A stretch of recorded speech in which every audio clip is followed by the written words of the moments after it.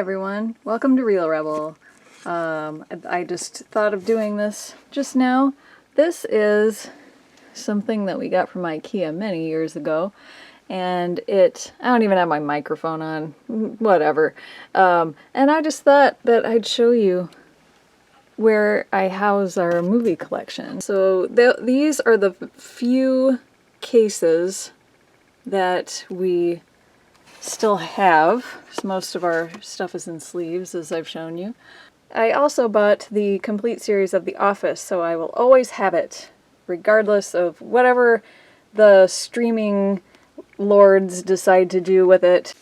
And I just took the two big boxes that I've shown you before off this bottom shelf here, and here they are. So I thought what I'd do, just for fun, is and you've watched my video before that I talk about all my little subgenres here that I've got in my movie collection. I thought that maybe I'd go through and just pick out some random movies and talk about them. Just a little recap: we've got Christmas, comedy, drama, action, sci-fi, mystery, fantasy, horror, and television, and Steve Buscemi. And so I'm just going to randomly pick a movie out of here. Let's see what we've got. Oh no. Oh man. Clifford. And Larger Than Life, which I have not watched. This is one of those DVDs that's like a double feature, you know, and they'll usually put, like, you know, the movie that you want and like some garbage movie. I don't know. Larger Than Life. I don't know. I've never seen it. I cannot say that it's garbage. It has Bill Murray in it. I mean, how bad could it be? So Clifford, yeah, I'm so lucky that I picked out Clifford. Okay. So if you've never seen Clifford, well, you're lucky. So it stars Martin Short and Charles Grodin, and it is about it's been a while since I've seen this, but Charles Grodin, for some reason, decides to take in, I can't remember if Martin Short is his nephew, but Martin Short is playing an 11 or 12-year-old boy.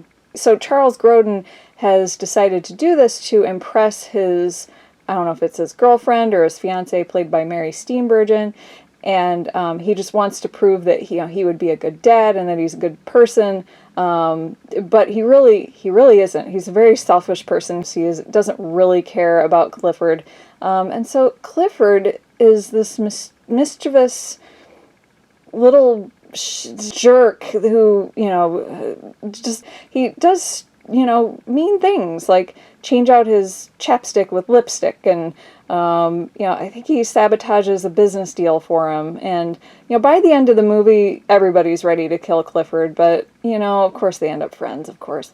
So one of the interesting things about the movie Clifford is Martin Short wrote his biography or memoirs, and in that he talks about one time he was on an airplane and Nicolas Cage was on the same plane as him, and Nicolas Cage, is a big star, and Martin Short is kind of like, okay, yeah, maybe I'll get a chance to tell him how great he was in Leaving Las Vegas, but Nicolas Cage is just staring at Martin Short, and he comes over to him, he's like, Martin Short, I just gotta tell you, Clifford, man, that was such a good movie. And the part where you were trying to pretend to be like a normal boy, in that one scene where Charles Grodin's just telling you, just look like a normal boy, and you just can't do it. I watched that scene over and over so much that I broke my VCR.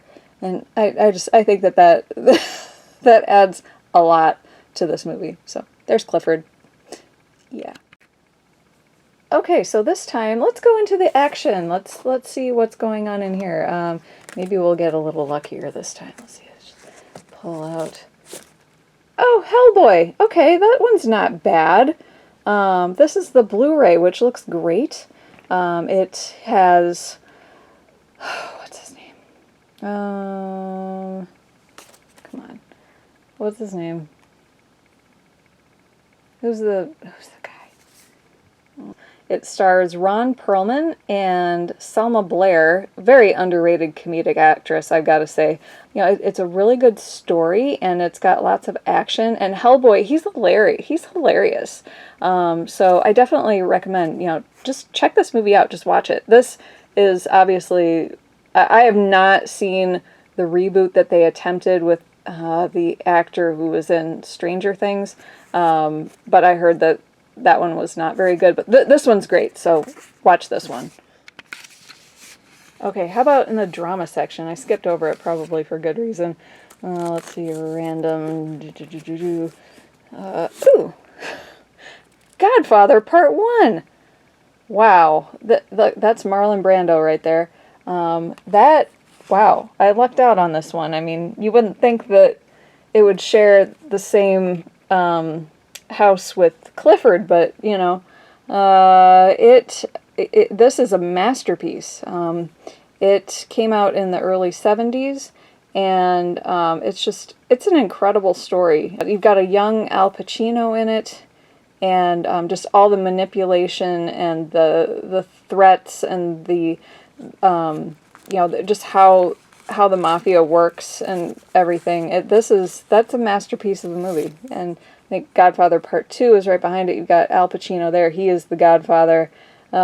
He is particularly evil. You've got dual stories going on with the past and the present, and you've got Robert De Niro in it, and fantastic movies. If you have the time, you know, check these out. I'm glad I didn't pick up Part 3. Ugh. Okay, what's left here? We've got horror. Let's see. Random. No. Psycho 2. All right. It brings back Anthony Perkins as Norman Bates. It also brings back, oh gosh, I cannot remember her name at the moment. I'll flash it on the screen if I think of it. But she played Marion Crane's sister in the original Psycho. And it also has Meg Tilly in it. And it's actually very good. This is a really good sequel. You know, Norman Bates has been released from psychiatric or prison or wherever he ended up, and you know, he's trying to play it straight. Oh, and it has Robert Loggia in it, and he's fantastic. You know, basically the Marion Crane sister is out to prove that Norman Bates can never be rehabilitated, that he needs to go you know, back to prison or wherever so he can't hurt anybody else. And it's a really great story. Check it out. Look who came to visit. Ashley. Oh, bye.